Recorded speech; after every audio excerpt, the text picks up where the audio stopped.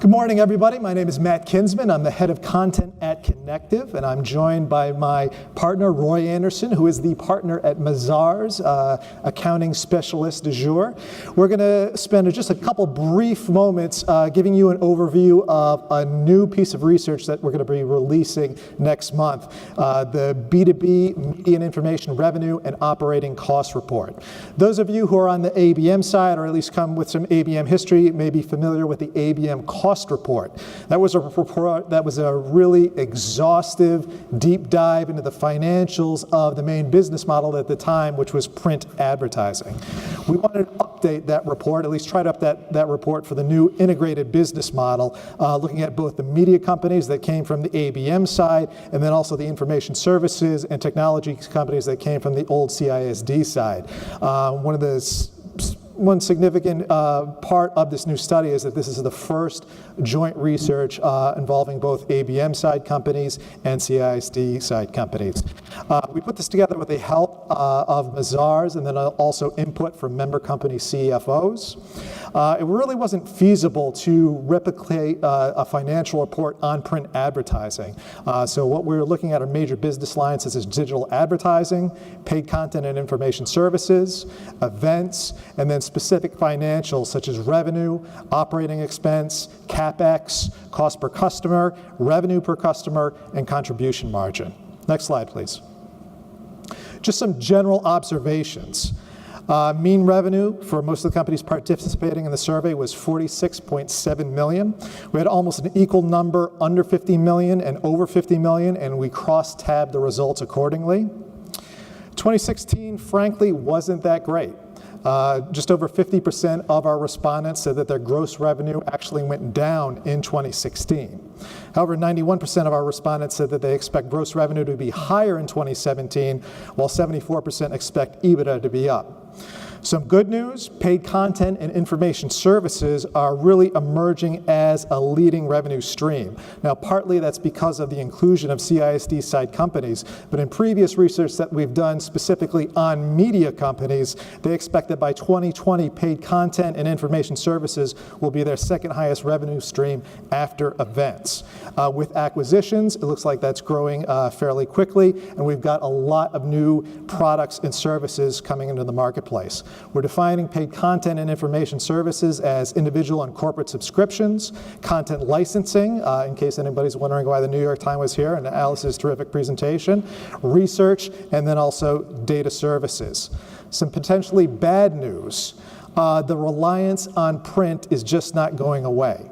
Print in and of itself is certainly not a bad thing, but companies are still relying on it too much for a bulk of their revenues. Earlier this week, we came out with our Business Information Network report, which said that print advertising fell 8% last year. We had a couple years where it seemed like print had stabilized, the losses were cut down, but this year that seemed to accelerate again, and there are only 2 verticals out of the 22 verticals that we track that showed category-wide growth.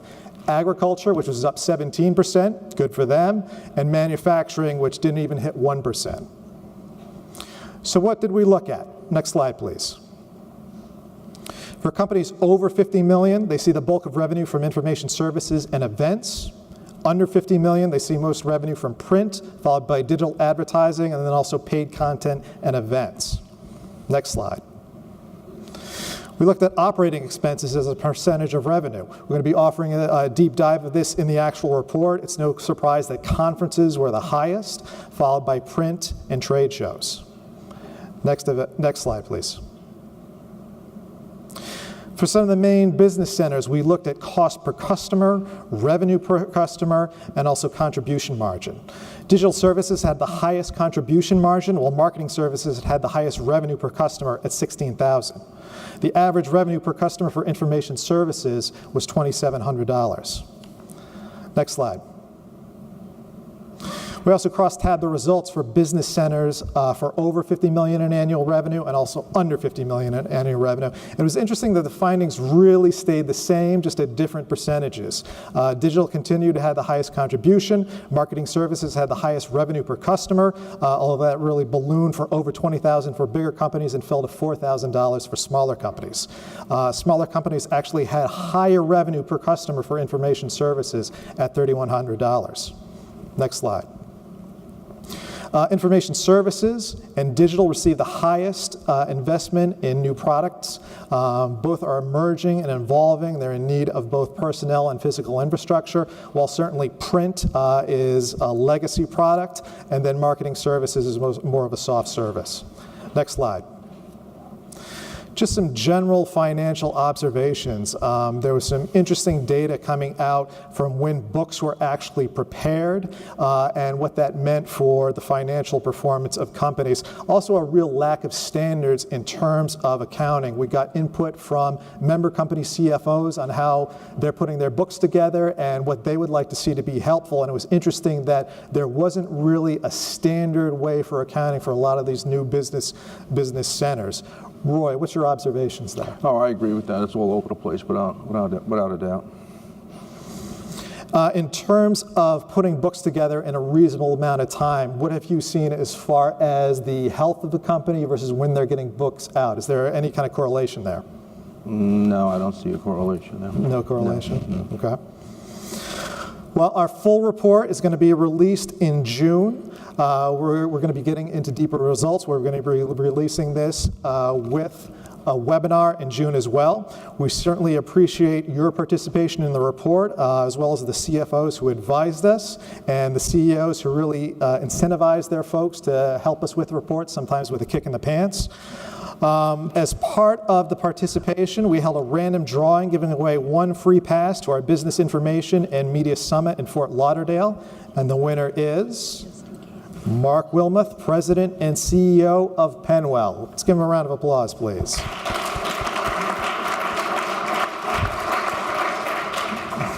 All right. Folks, Roy, anything else to add at this point? Well, I'd like to first of all thank the 23 respondents who did in fact take the time and the effort to respond to the survey results, along with Connectiv for allowing us to participate in what I think was a very insightful and meaningful survey.